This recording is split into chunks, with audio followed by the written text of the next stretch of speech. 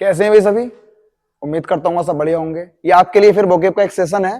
तकरीबन इसमें 40 क्वेश्चंस हैं। स्टार्ट करते हैं बिना टाइम वेस्ट किए हुए।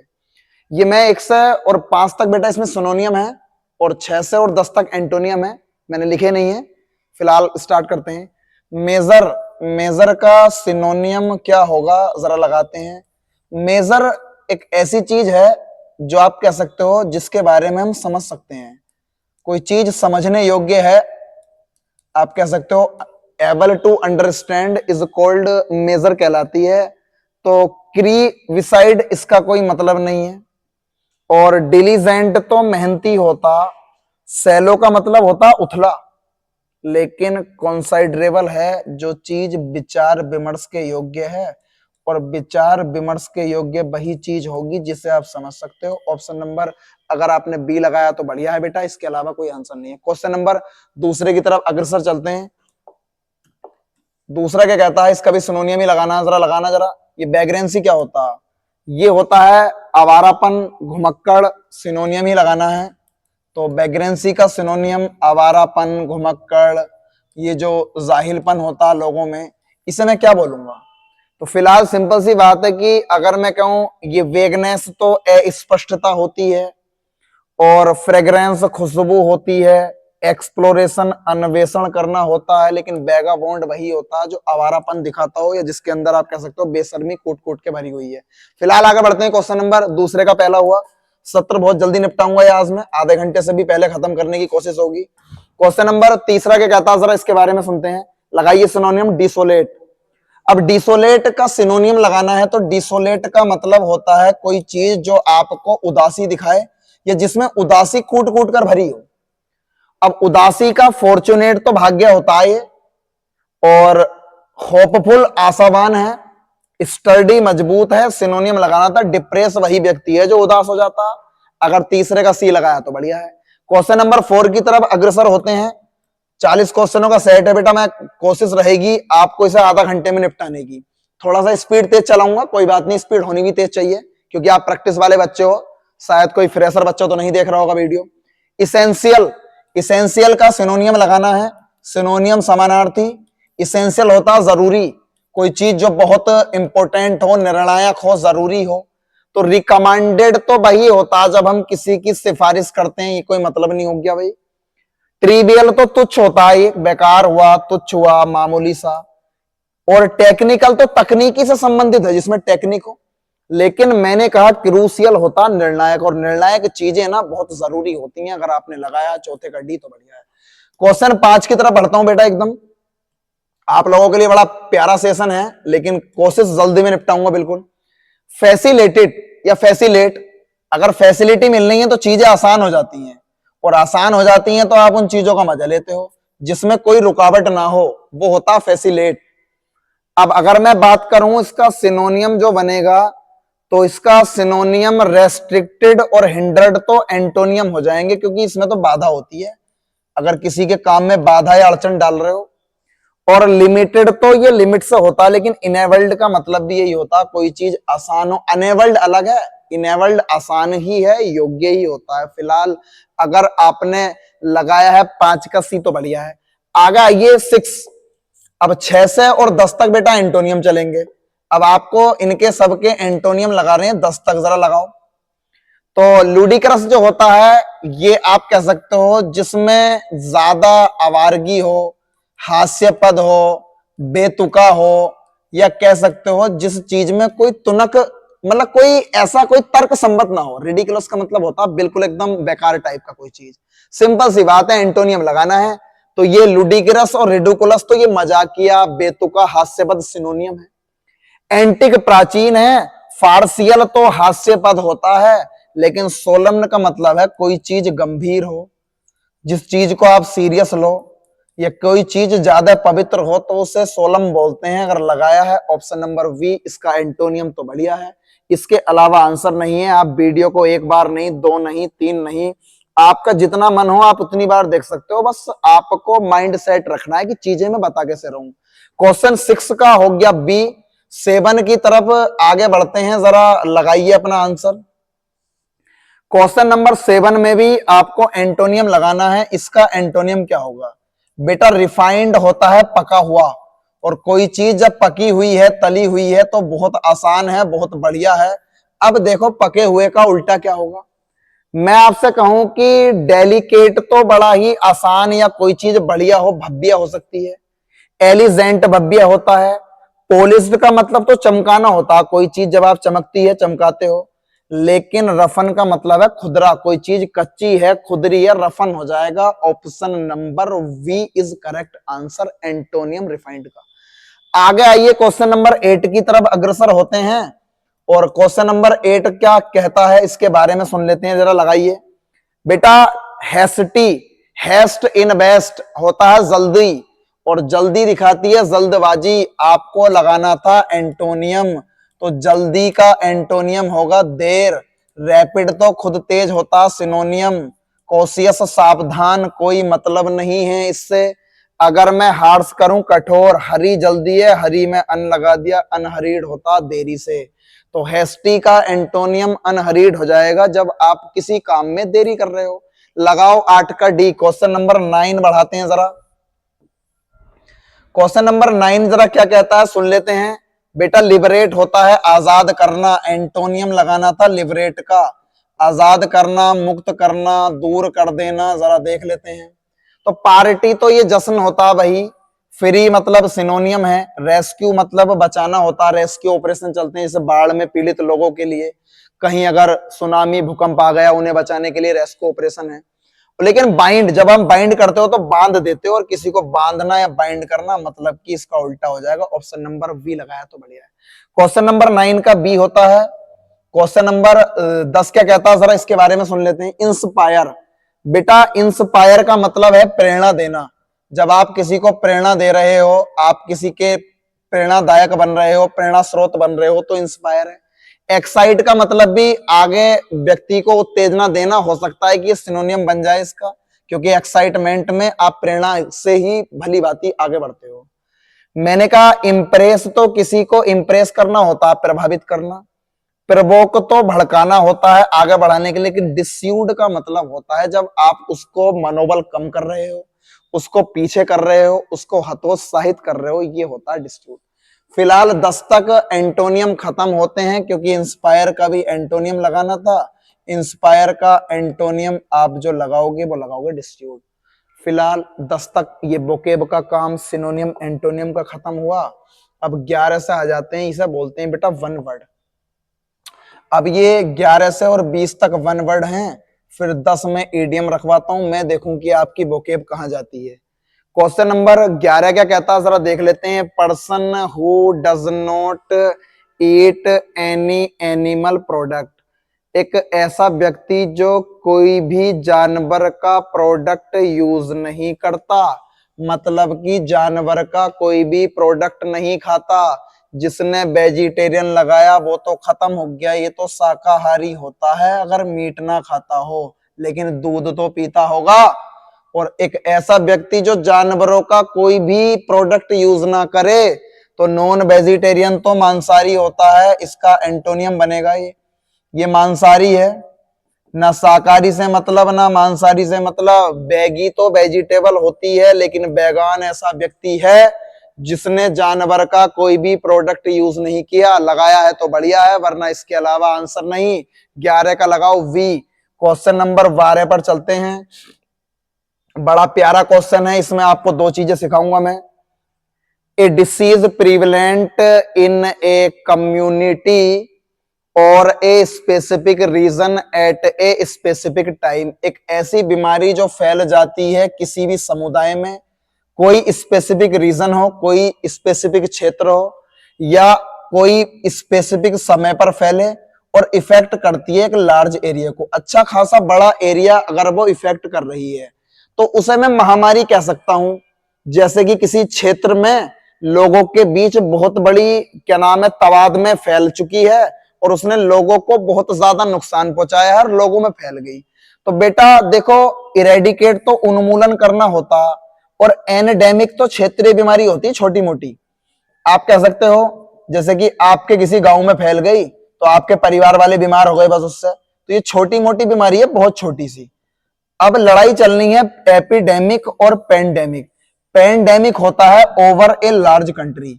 अगर एक बीमारी जो पूरे देश में फैल जाए, पूरे संसार में फैल जाए, जिससे लोगों को बहुत ज्यादा नुकसान हो, जैसे कि कोरोना, मैं इसका जीता जागता उदाहरण देता हूं। कोरोना ने पूरे विश्व में फैला था, तो वो पेंडेमिक का जीता जागता उदाहरण थी। लेकिन ये कह रहे हैं कि एक बीमारी जो किसी समुदाय में या किसी क्षेत्र में किसी स्पेसिफिक टाइम में फैल जाए और वहां के लोगों को बहुत बड़ी संख्या में प्रभावित कर दे, ये बेटा एपिडेमिक कहलाती है। ऑप्शन नंबर बी लगाया तो बढ़िया है, वरना इसके अलावा आंसर नहीं। फंस जाते हैं।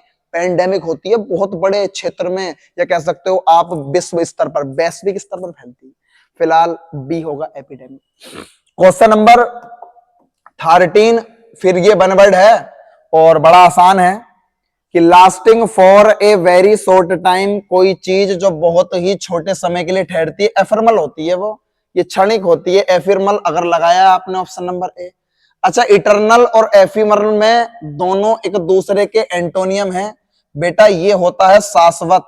जो चीज हमेशा रहेगी वो शाश्वत है, दोनों एक दूसरे के एंटोनियम है। अगर मैं कहूं क्रोनोलॉजी, विज्ञान की वो शाखा जहां समय का अध्ययन करते हैं। और अगर मैंने कहा ब्लेसफेमी, ये होता है ईश निंदा, भगवान के बारे में बुरा बोलना ब्लेसफेमी है। फिलहाल 13 का ए हुआ आपका ephemeral. Option number A is correct answer, क्षणिक होता है ये। जरा लगाओ इसका आंसर, कौन लगाएगा जरा। आपके सामने पूरा क्वेश्चन है, बहुत तेज स्पीड के साथ बढ़ना मुझे आज, क्योंकि मैं कम से कम समय में इस वीडियो को खत्म करना चाहता हूं।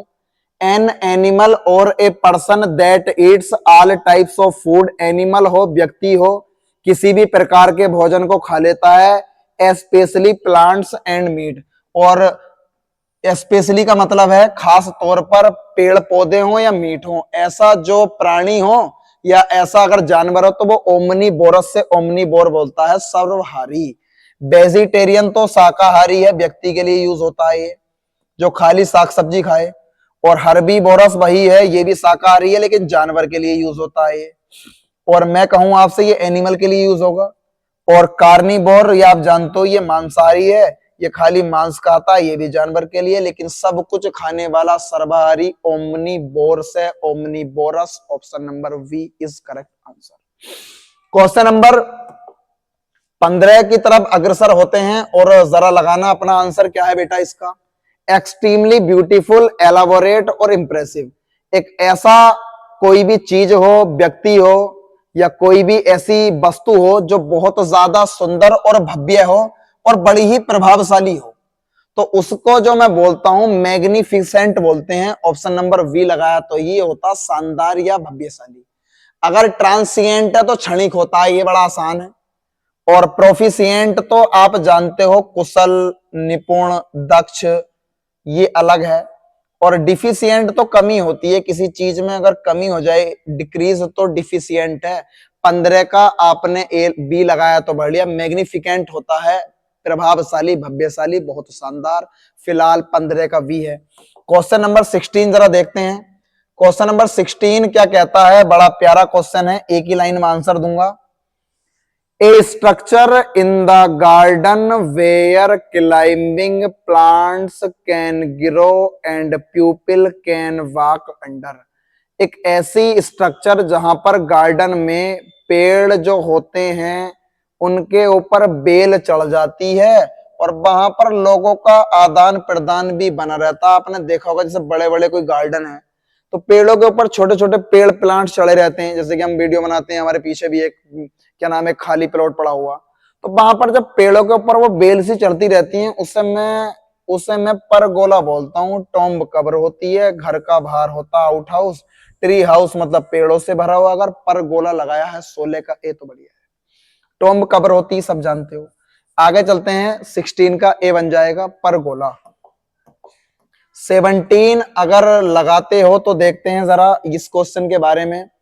मैंने आपसे पूछा एक कलेक्शन ऑफ हिस्टोरिकल डॉक्यूमेंट्स, ऐतिहासिक जितने भी दस्तावेज हैं उसका कलेक्शन, और रिकॉर्ड्स जितने भी आपके रिकॉर्ड हैं, प्रोवाइडिंग इंफॉर्मेशन जिससे कि हमें कोई ना कोई सूचना मिलती है, अबाउट ए प्लेस किसी स्थान के बारे में, इंस्टीट्यूशन के बारे में, और ग्रुप ऑफ पीपल लोगों का जो ग्रुप है उसके बारे में, उसे बोलते हैं आर्काइव्स। पूरा लेख तत्व होता है ये, इसे बोलते हैं आर्काइव्स, जहां सरकार के डॉक्यूमेंट, पुराने दस्तावेज रिकॉर्ड कैप्ट करते हैं जब कभी भी हमें कोई सूचना निकालनी हो, आर्काइव्स होता है। एजाइलम पागलखाना होता है। म्यूजियम संग्रहालय। अपोस्टेट होता है अपने धर्म को त्याग देना।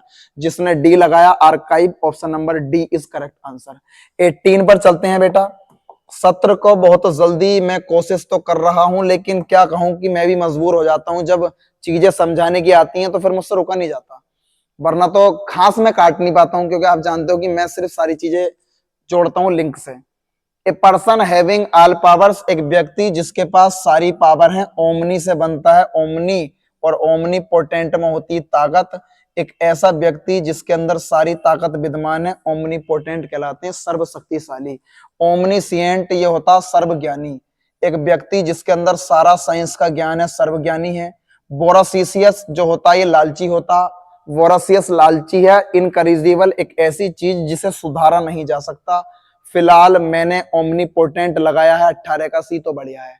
क्वेश्चन नंबर 19 की तरफ और बढ़ते हैं, जरा लगाते हैं। ये तो बड़ा आसान है। सेंटर ऑफ पब्लिक अटेंशन, कोई भी अगर व्यक्ति किसी भी पब्लिक की अटेंशन का केंद्र बन चुका है उसे लाइमलाइट बोलते हैं। Option number A is correct answer. और इसके अलावा आंसर नहीं होगा। कभी कभी एक शब्द आता है सेंटर ऑफ अट्रैक्शन।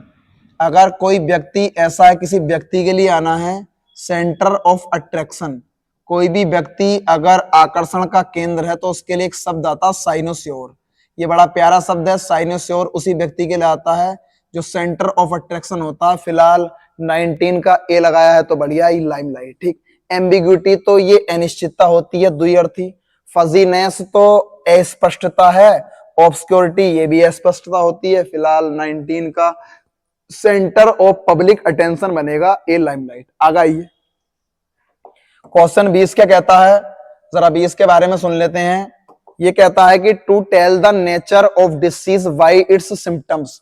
अगर आप किसी भी बीमारी को उसके नेचर से या जो उसके प्रतीक चिन्ह सिम्टम्स उनसे पहचान लेते हो तो वो ऐसी बीमारी, आपने देखा होगा, आप अभी किसी अस्पताल में जाइएगा और वहां पर डायग्नोसिस सेंटर बने होते हैं कि वो बीमारी का पूर्व अनुमान लगा लेते हैं कि बीमारी किस प्रकार की है। उसके सिम्टम्स को देखकर डायग्नोसिस अगर लगाया है, बीमारी का पूर्व अनुमान लगा लेना, ये होता है डायग्नोसिस।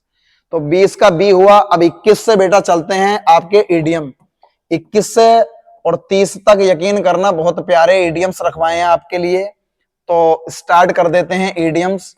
सारी चीजों को देखो, वोकेब इंग्लिश की सबसे बड़ी ताकत है, और इस वोकेब को मैं सोच रहा हूं कि आपको ना बिल्कुल घोट के पिला दूं एकदम, मतलब याद करने का ऐसा ट्रिक बताओ ना कि मतलब रटवाओ ना कि उसे कहानियों से पढ़ा के अगर समझाया जाए तो मेरा मानना है कि आपको वोकेब में परेशानी नहीं पड़ेगी।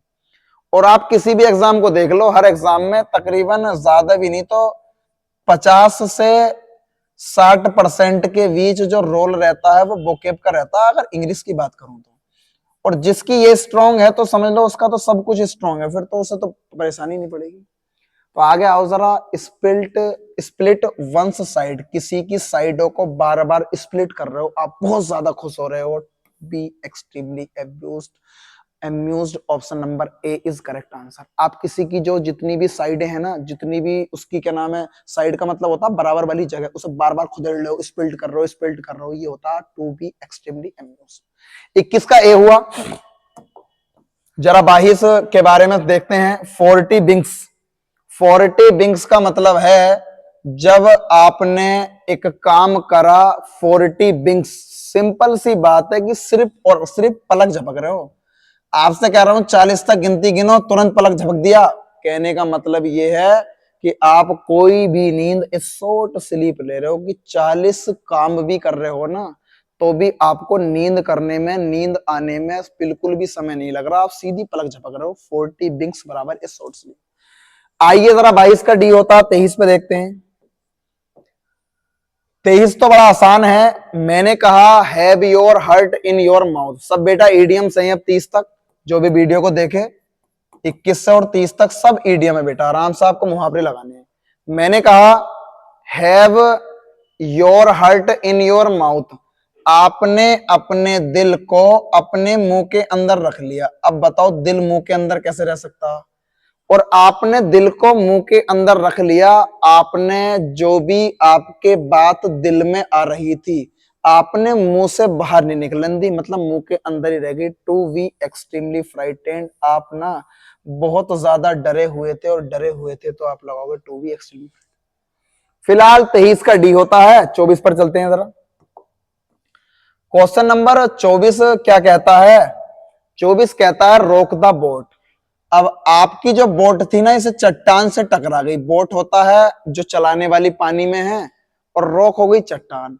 अब बोट चट्टान से टकरा गई तो सिंपल सी बात है, अगर कोई चीज स्टेबल थी आपने उसे बिगाड़ दिया। डिस्टर्ब ए स्टेबल सिचुएशन। अब चट्टान भी तो थोड़ी बहुत इधर उधर हुई होगी, तो आपने किसी स्टेबल सिचुएशन को बिगाड़ दिया, ये होता है डिस्टर्ब ए स्टेबल सिचुएशन। क्वेश्चन नंबर 25 की तरफ बढ़ते हैं। ईडीएम से चल रहे हैं बेटा सब ये। To show a clean pair of heels, जैसे मान लिया महिला या लड़कियां हील्स पहनती हैं, हील्स को आप चप्पल मान लो। अब चप्पल, अगर एक स्थिति ऐसी है कि अभी मान लिया जंगल में हो, भालू दिख गया, तो आप उस चप्पल का पैर ना हाथ में उठाओगे भागे चले जाओगे। इसका मतलब होता है टू रन फास्ट, बहुत तेज गति से भाग जाना, चप्पलों का पैर उठाना और भागे चले जाना, टू रन फास्ट। 25 का डी लगाओ। 26 क्या कहता है? 26 भी बड़ा प्यारा है, बाइट द बुलेट। आपने बुलेट बंदूक की गोली है, बाइट हो गया चाटना, और ये होता एडीएम। अगर आपको बंदूक की गोली चाटनी पड़ गई, तो बंदूक की गोली चाटने का मतलब सिंपल सी बात है, पहले आप वो काम नहीं करना चाहते थे, लेकिन बाद में आपको बंदूक की गोली चाटनी पड़ गई, मतलब अब काम चलाना पड़ रहा बंदूक की गोली चाट कर। मतलब सिंपल सी बात है, मुझे इसे मैं कैसे कह सकता हूं बातों में, डेस्पाइट द पेन, दर्द होने के बाद भी सारा ने डिसाइड किया आगे जाने के लिए विद सर्जरी। चोट होने के बावजूद भी, उसकी सर्जरी होने के बावजूद भी उसने आगे जाने का काम किया। मतलब जो काम नहीं करना चाहते थे आपने बाद में किया। Option number B is correct answer, इसके अलावा आंसर नहीं है। 27 की तरफ बढ़ते हैं बेटा। 27 क्या कहता है? बड़ा आसान है, स्पिल द बीन्स। स्पिल का मतलब खोल देना, बीन्स होती हैं सेम की फली। कोई सेम की फली है, आपने उसको स्पिल कर दिया, सिंपल सी बात है, सेम की फली को खोलने का मतलब है अब उसके अंदर जो भी चीज छुपी हुई थी आपने वो सामने ला दी। रिवील ए सीक्रेट मतलब रहस्य उजागर करना। उस सेम की फली के अंदर कुछ भी था, मुझे नहीं पता था, अब आपने खोल दी तो पता चल जाएगा उसके अंदर क्या रखा था। फिलहाल reveal a secret, option number C is correct answer. 28 क्या कहता है? Under the weather. कई बार बताया है बेटा मैंने, अंडर द वेदर। अगर आप मौसम की गिरफ्त में हो तो साफ बात है मौसम जब बदलता है तो व्यक्ति पड़ता है बीमार।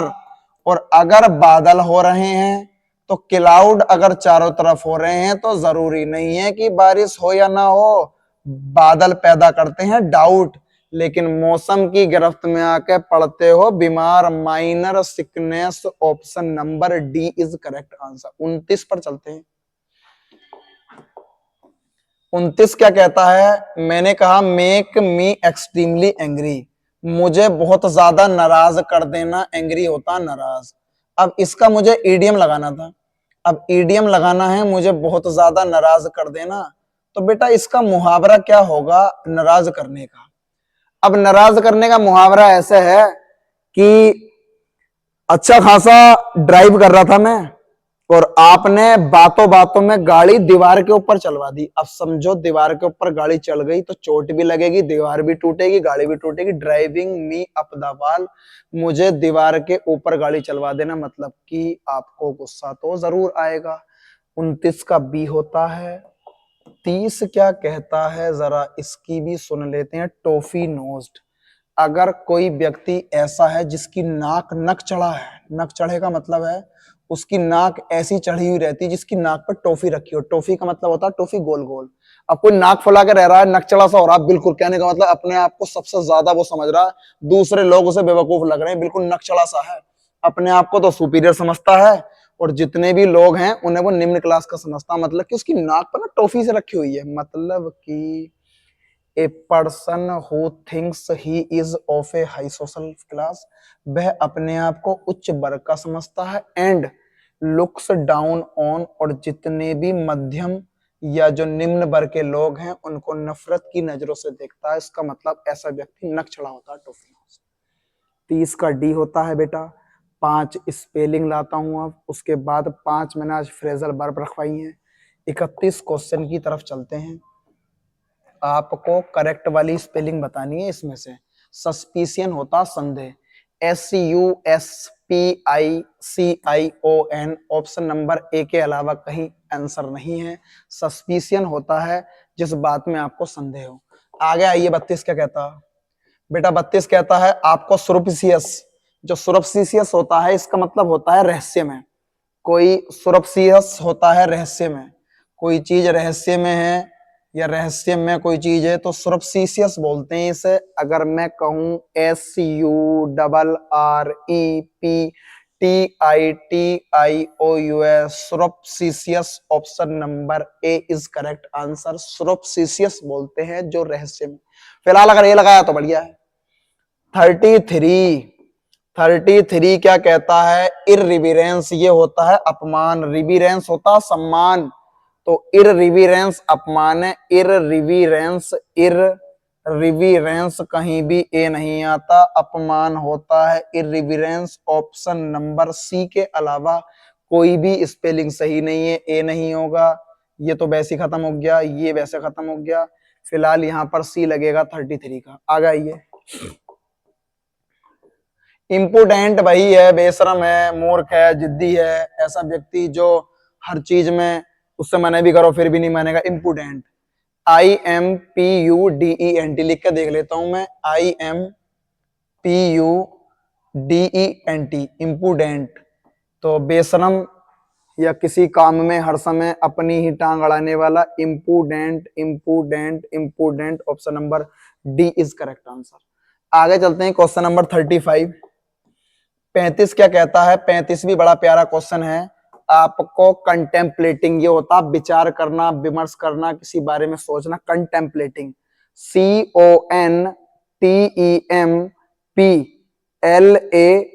CONTEMPLATING, contemplating. CON देख लेते हैं, TEMPLATING, यहां गलत हो गया, इसमें क्या कर दिया कॉन्टेम्पलेटिंग। अच्छा ये भी तो सही है, CONTEMPLATING, सही तो है बेटा। दोनों स्पेलिंग ये सेम सी लग रही हैं।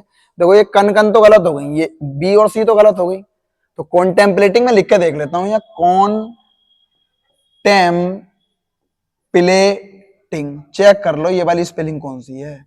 तो कॉन्टेम्पलेटिंग, पहले कॉन्टेम्पलेटिंग में देखेंगे CONTEMPLATING, कहने का मतलब ये वाली दोनों एक सी हो गई ना कॉन्टेम्पलेटिंग। फिलहाल ए और सी दोनों सही हो गई, कोई बात नहीं, ये तो आपके लिए प्रैक्टिस है। तो कॉन्टेम्पलेटिंग की ए वाली भी सही है, CONTEMPLATING और PLATING, कहने का मतलब दोनों स्पेलिंग सेम सेम हो गई, ए और डी वाली। आगे ये जरा एक थोड़ा सा नया एक प्रक्रिया जोड़ी है। प्रक्रिया जोड़ी क्या है, 4 क्वेश्चन 5 क्वेश्चन रखवा दिए फ्रेजल वर्ब के। बच्चे कहते हैं कि फ्रेजल वर्ब में हमें थोड़ी सी दिक्कत होती है, ये कमजोरी भी मानते हैं वो अपने आप को कि भाई हम कमजोर हैं उसमें, तो मैंने क्या आपको कमजोरी छोड़नी पड़ेगी। Then they decided to call रिक्तिस्तान स्ट्राइक, स्ट्राइक होती है हड़ताल। अब आप जब स्ट्राइक को आपने रद्द कर दिया, कॉल ऑफ कर दिया, मतलब कि जो हड़ताल थी उसके ऊपर से जो सारी चीजें थी, कॉल ऑफ का मतलब होता है उस हड़ताल को खत्म कर देना, उस हड़ताल को पोस्टपोन कर देना, उस हड़ताल को स्थगित कर देना, उस हड़ताल को रद्द कर देना, कॉल ऑफ हो जाएगा। कि तब उन्होंने डिसाइड किया कॉल ऑफ द स्ट्राइक, उस हड़ताल को रद्द करने का, आगे बढ़ाने का, पोस्टपोन। काल आप याद करना, काल इंटू काल फॉर कुछ नहीं, काल ऑफ लगाया तो बढ़िया है।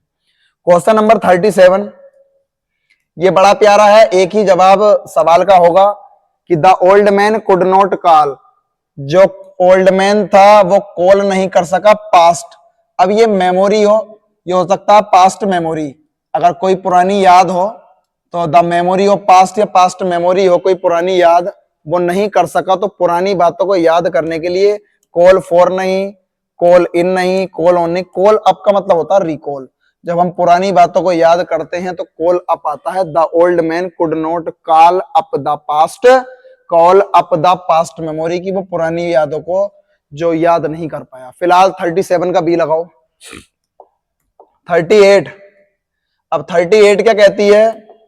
You just have to carry, आपको ले जाना पड़ेगा, या आपको कुछ भी नहीं, कैरी के साथ अभी जोड़ना, वैसे कैरी ले जाना है। You have to carry blank as, चूंकि इफ नथिंग्स हैपेंड।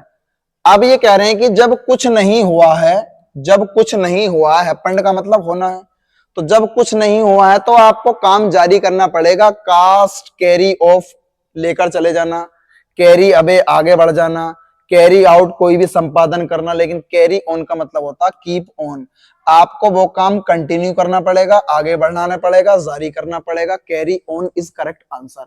तो you have just to carry on, आपको आगे काम बढ़ाना ही पड़ेगा, जारी करना पड़ेगा, चूंकि कुछ हुआ नहीं है।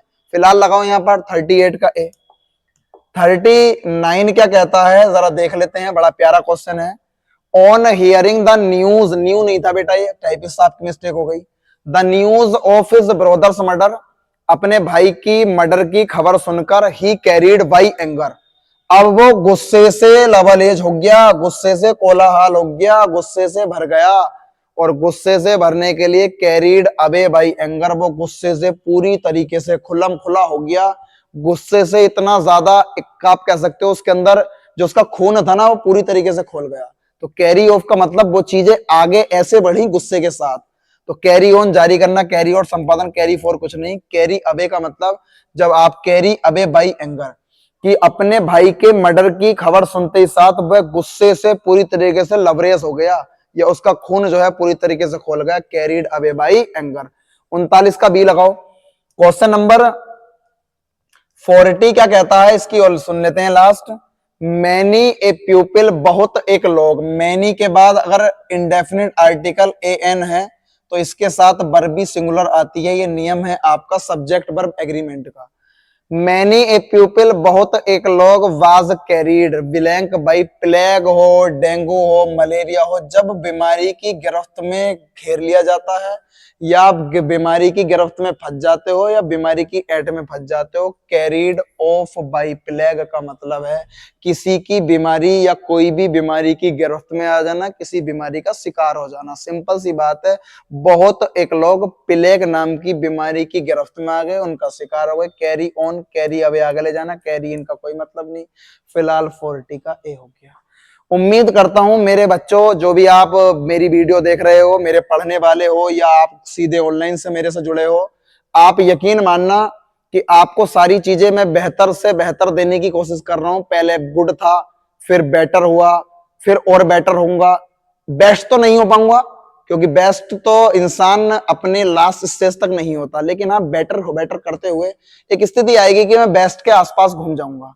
तो सेशन प्यारा लगा होगा, आप जुड़ते रहिए मेरे से, मैं आगे भी आपको बहुत सारी चीजें और प्रोवाइड कराऊंगा। एसएससी हो, कोई भी एग्जाम हो, वनडे, मेरा मानना सिर्फ ये है कि सीधा टारगेट लाओ, वोकेब लाओ, चीजों को इस तरीके से आपके सामने मैं पेश करता हूं कि आपको किसी भी तरीके से परेशान नहीं होना। मैंने वोकेब को भी बिल्कुल खिलौना बना दिया, धीरे धीरे करके मैं सारी चीजों को खिलौना बनाऊंगा। फिलहाल आज के लिए इतना ही काफी है, बाकी बातें अगली क्लास में चलते हैं। धन्यवाद बेटा।